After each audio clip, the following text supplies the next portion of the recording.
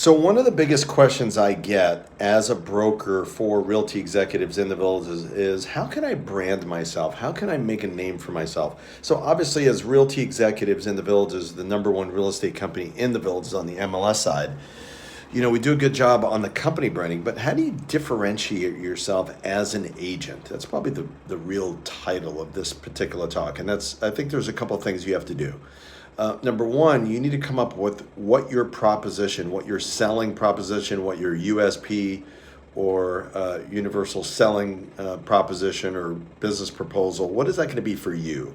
What makes you unique? So I think you have to start there. So coming up with a list of, three or four things or 10 things that make you different. And, experienced people will put together a proposition. It may sound like, number one, I stage properties, I design properties, I'm going to help you make more money. I've got, the ability to negotiate strongly on your behalf. Maybe there's going to be five-star service or white glove treatment, or, your communication is going to be amazing and this is what it's going to look like.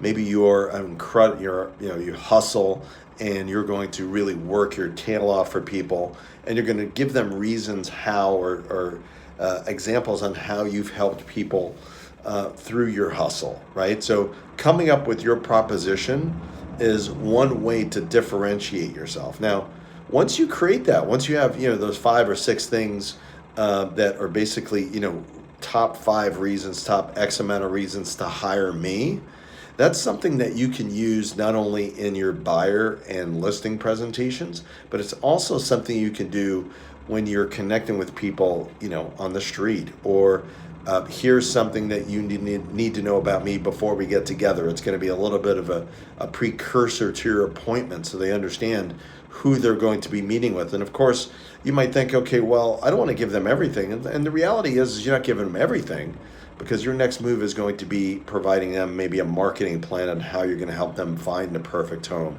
or marketing plan on how to get their home sold is going to be part of your presentation. So number one, put together your list of things that make you unique. Your unique selling proposition, I think, is definitely number one. And then number two, figure out what you're better at, right?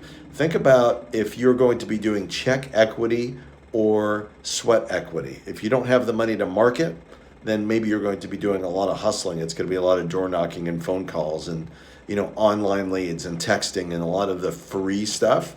And as a coach with the Tom Ferry organization, that's what I do for my people, is come up with those ideas. And or you can have check equity where you're going to market like crazy. If you have questions, let's connect.